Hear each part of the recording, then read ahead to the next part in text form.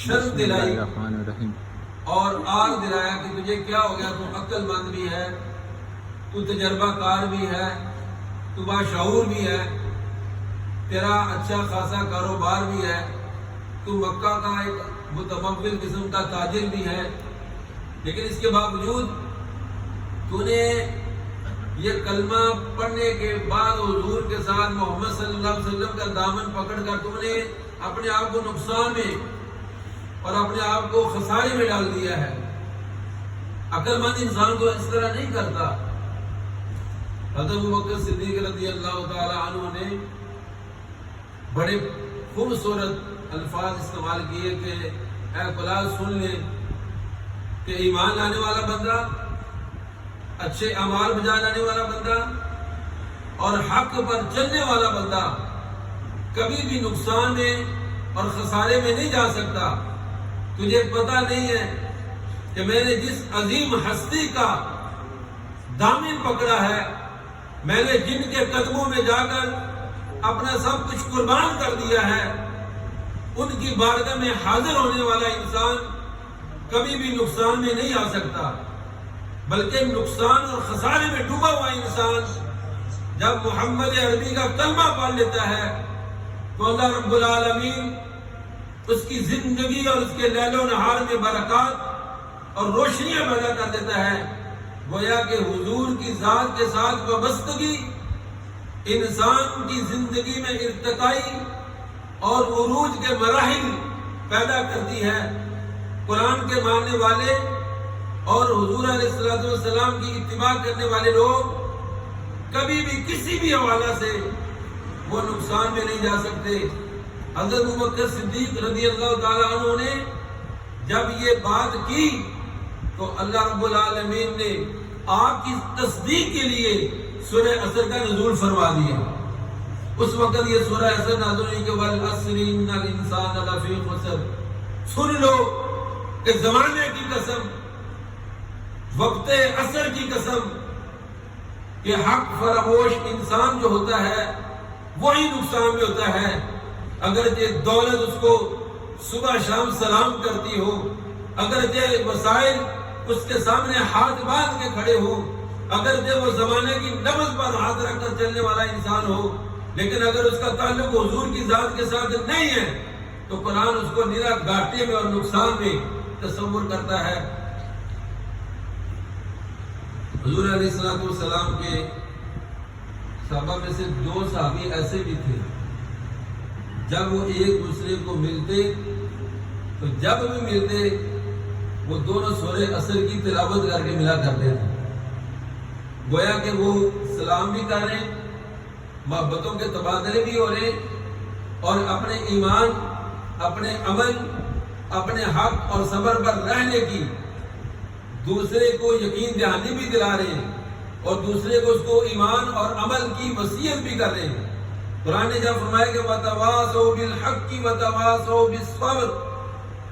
وہ اتنے سونے بندے تھے کہ قرآن کے پیغام کو اپنی عملی زندگی میں اتار کر اس زمانے میں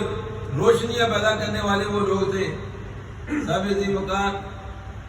والعصر کہہ کے دراصل بتایا جا رہا ہے کہ کامیاب انسان وہ ہے، زمانے کی قسم یہ بتایا جا رہا ہے کہ اچھا بندہ اور کامیاب انسان وہ ہوتا ہے جس نے سابقہ امتوں کی تاریخ سے سبق سیکھا ہو، ان کے پر عروج و زوال اور ان پر نشست و برخاست کی جو گھڑیاں گزری ہیں وہ سب جب قوم سامنے لا کر زندگی گزارتی ہے تو وہ ان راستوں سے گزرتی نہیں، وہ قومیں اپنا دامن بچا لیتی ہیں جن راستوں پر چل کر سابقہ قوموں پر اللہ تعالیٰ کی طرف سے عذاب نازل ہوا، ان کو تہہ زمین کیا گیا، ان کو زمین سمیت اٹھا کر آسمانوں پہ لے جا کر الٹا کر پتھروں کی بارش کی گئی، طرح طرح کے جو عذاب جن حرکات کو عمل میں لانے کی وجہ سے ان لوگوں پر نازل ہوئے۔ والعصر کہہ کے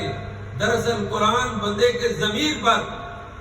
ایک دستک دے رہا ہے کہ زمانے کی قسم تمہیں سنبھال کے اس زمانے کو چلنا ہے، تم نے اپنے وقت کی قدر کرنی ہے، کہیں ایسا نہ ہو کہ تمہارا رویہ ان قوموں جیسا ہو جائے اور تم بھی پستی اور ذلاتوں کا شکار ہو جاؤ۔ علامہ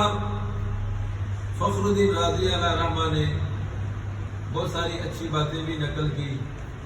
بڑا پائے کا مفسر ہے۔ آپ فرماتے ہیں کہ دراصل اللہ پاک نے یہ فرمایا کہ عصر کے وقت کی قسم، کیونکہ اس وقت آپ سب جانتے ہیں کہ سایہ جو ہوتا ہے وہ ڈل رہا ہوتا ہے، ہر شے مسافر نظر آتی ہے۔ یہ جو عصر کے بعد کا وقت ہوتا ہے یہ انسان کے لیے ایک بجھا بجھا سا وقت ہوتا ہے، زندگی اپنی تمام تر رونقیں سمیٹ رہی ہوتی ہے اور انسان اپنے گھر اور ٹھکانے کی تلاش میں ہوتا ہے۔ ہر شخص وہ سوچتا ہے اس وقت میں کہ گویا کہ دنیا اس کے ہاتھ سے نکلی جا رہی، میں پکڑ لوں، میں اس کو بھی کر لوں، میں اس کو بھی لے لوں، میں نے اب گھر جانا ہے، میں نے اپنے کاروباری معاملات کو سمیٹنا ہے۔ دوپہر کے وقت چمکنے والا اور اس زمین کو روشن کرنے والا جو سورج ہوتا ہے وہ بھی دھیرے دھیرے عصر کے وقت اپنی تمام تر روشنیوں سمیت افق کی طرف ڈوبتا ہوا دکھائی دیتا ہے۔ اس کی بھی ساری توازن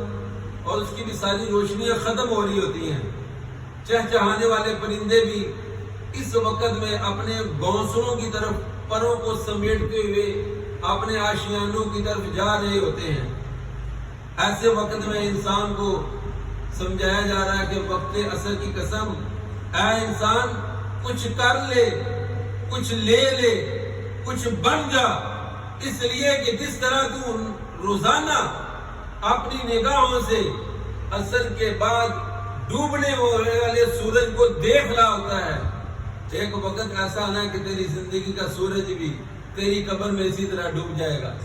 پھر تیرے ہاتھ کچھ چیز آنے والی نہیں ہے۔ یہ زندگی کی خوبصورت رونقیں جن پر تو مٹا ہی جا رہا ہے،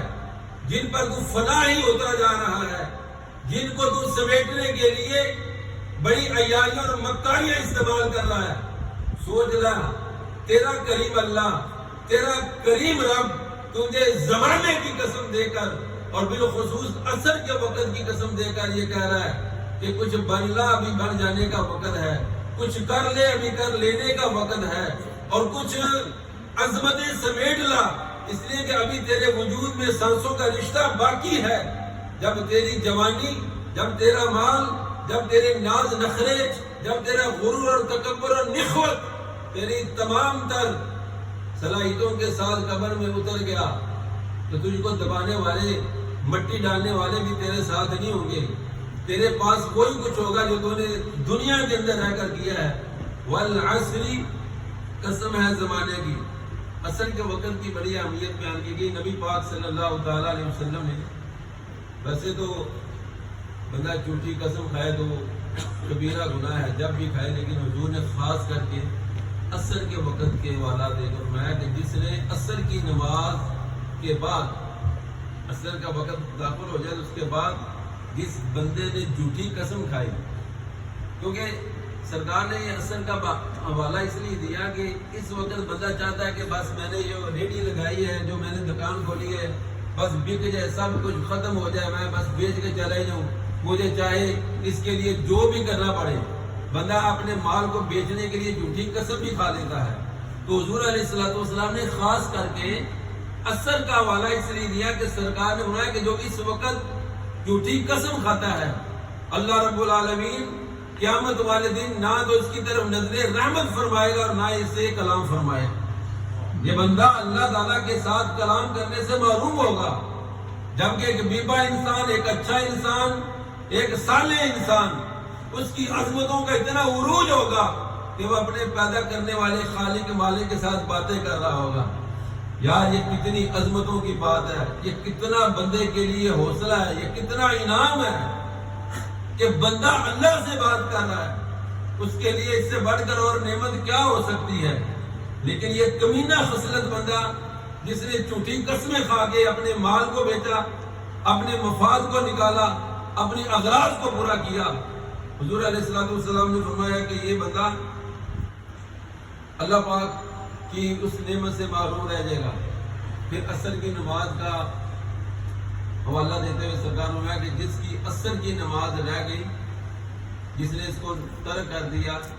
گویا کہ اس کے اہل و عیال اور مال چھن گئے، اس نے سب کچھ تباہ کر دیا۔ اس کا مطلب یہ ہے کہ اہل و عیال کا چلے جانا اور مال کا چلے جانا اتنی قیمت نہیں رکھتا جتنا عصر کے نماز کو ضائع کر دینا یہ انسان کے لیے بربادی کا پیش خیمہ ہوتا ہے۔ بڑی خوبصورت مثال دی ایک واقعہ حضور پاک صلی اللہ علیہ وسلم کے دور ہمایوں کا۔ علامہ سید محمود آلوسی نے روح البیان کے اندر، روح المعانی کے اندر، اور علامہ فخر الدین رازی علیہ رحمہ نے تفسیر کبیر کے اندر، دیگر مفسرین نے اس کو نقل کیا، میں باحوالہ بات کر رہا ہوں۔ آپ عصر کی نماز کی اہمیت کو اس واقعے سے اچھی طرح جان سکتے ہیں کہ قرآن پاک کتنی اہمیت دیتا ہے اس وقت کو۔ دور رسالت مآب صلی اللہ علیہ وسلم کا خوبصورت واقعہ کہ ایک عورت مدینہ منورہ میں داخل ہوئی، وہ چیخ رہی ہے، وہ وبیلہ مچا رہی ہے، وہ مضطرب ہے، اس کی حالت بڑی ناگفتہ بھی ہے، گویا کہ وہ اپنی ہی زندگی کا جنازہ اپنے ہاتھوں پہ اٹھا کر اپنی موت کا انتظار کر رہی ہو۔ اتنی پریشان حالت میں جب وہ باندھ سے آئی، مدینہ منورہ کی حد میں داخل ہوئی، تو کہنے لگی اینا رسول اللہ، اینا رسول اللہ، اینا رسول اللہ صلی اللہ تعالیٰ علیہ وسلم۔ اس عورت نے کہا کہ حضور کہاں ہیں، حضور کہاں ہیں، اللہ کے رسول کدھر ہیں؟ صحابہ پاک رضی اللہ تعالیٰ عنہ اجمعین نے حضور پاک صلی اللہ تعالیٰ علیہ وسلم کی بارگاہ میں اس عورت کو حاضر کیا۔ اس نے عرض کی، یا رسول اللہ صلی اللہ علیہ وسلم، یا حبیب اللہ، بات دراصل یہ ہے کہ میں شادی شدہ ہوں، لیکن میں نے بدکاری کر لی حضور، اس کے نتیجے میں ایک بچہ پیدا ہوا اور میں نے اس بچے کو شراب کے مٹکے میں ڈال دیا۔ یا رسول اللہ، اتنا بڑا میں نے جرم کیا، بدکاری بھی کی ہے، شادی شدہ بھی ہوں، ایک جان بھی ضائع کر دی، اور پھر میں نے مرے ہوئے بچے کو نکال کر پھینکا، اور پھر اس شراب کو میں نے بیچ بھی دیا۔ حضور، میں نے اتنے یہ گناہ، بلائے گناہ کیے۔ یار وہ لوگ جانتے تھے کہ یہ جو گناہوں کی کالک ہے، یہ دنیا کے اندر اگر ختم کر دی جائے تو آخرت میں بندہ بچ جاتا ہے۔ وہ جب بھی ان سے کوئی پاپ ہوتا، کوئی گناہ ہوتا، کوئی جرم ہوتا، تو وہ سیدھا حضور کی بارگاہ میں آتے ہیں۔ ان کو پتہ تھا کہ مزکی اللہ رب العالمین اپنے محبوب کو نفوس کی تزکیہ کے لیے اور اخلاق کی طہارت کے لیے، اس کائنات کے لیے رحمت للعالمین بنا کے بھیجا ہے۔ وہ اپنا احتساب کرتے تھے۔ وہ اچھا انسان ہے کہ جس کو اپنے گناہوں کی فکر دامنگیر ہو اور بر وقت اپنے آپ کو بچانے کی کوشش کرتا ہے، تلافی کرانے کی کوشش کرتا ہے۔ اگر وہ حقوق اللہ کے ہیں تو تب بھی، اگر وہ حقوق تعلق بندوں کے ساتھ ہو تو تب بھی وہ جلدی کرتا ہے۔ اس کو پتا کہ میرے پاس ہر چیز کی گارنٹی ہو سکتی ہے، لیکن میری زندگی کی گارنٹی میرے پاس نہیں ہے، یہ میرے قبضے میں نہیں ہے۔ وہ عورت آئی تو حضور علیہ الصلوۃ والسلام کی بارگاہ میں اس کی جو کیفیت تھی وہ میں نے آپ کے سامنے بیان کر دی۔ نبی پاک صلی اللہ تعالیٰ علیہ وسلم نے شرعی سزا متعین فرما دی۔ ظاہر ہے کہ شادی شدہ بندہ جب اس جرم سے گزرتا ہے تو اسلام اس کے لیے سنساری کا حکم دیتا ہے، اور پھر بچے کو بھی مار دینا ہے کہ جان کا ضیاع ہے۔ نبی پاک صلی اللہ تعالیٰ علیہ وسلم نے اس کے لیے جو سزا تجویز کرنی تھی وہ تو کی، لیکن قابل توجہ یہ الفاظ ہمارے موضوع کے ساتھ وہ یہ ہیں کہ اس کی حالت کو دیکھ کر رسول پاک صلی اللہ تعالی وسلم نے ارشاد فرمایا کہ عورت، تیری اس مضطرب اور بے چین کیفیت کو دیکھ کر میں سمجھ رہا تھا کہ تیری عصر کی نماز رہ گئی ہے، کہ تو عصر کی نماز چھوڑ بیٹھی ہے، اس لیے تو اس طرح پریشان ہے، تیری یہ حالت مچی ہوئی ہے، تو قلب کا شکار ہے، گویا کہ عصر کی نماز کا چھوڑ دینا اور اس نماز سے صرف نظر کر لینا، یہ انسان کے لیے اتنا بڑا گناہ ہے کہ حضور علیہ السلام نے ایک گناہ پر ماتم کرنے والی اور ایک گناہ پر بے چینی کی کیفیت اختیار کرنے والی عورت کو ایک طرف رکھا، اور حضور نے کہا کہ میں تو تجھے دے کر کہہ رہا تھا کہ شاید تیری عصر کی نماز رہ گئی اس لیے تو پریشان ہے۔ یہ ہمارے لیے نصیحت بھی ہے، وصیت بھی ہے، درس بھی ہے کہ صاحب ذوالفقار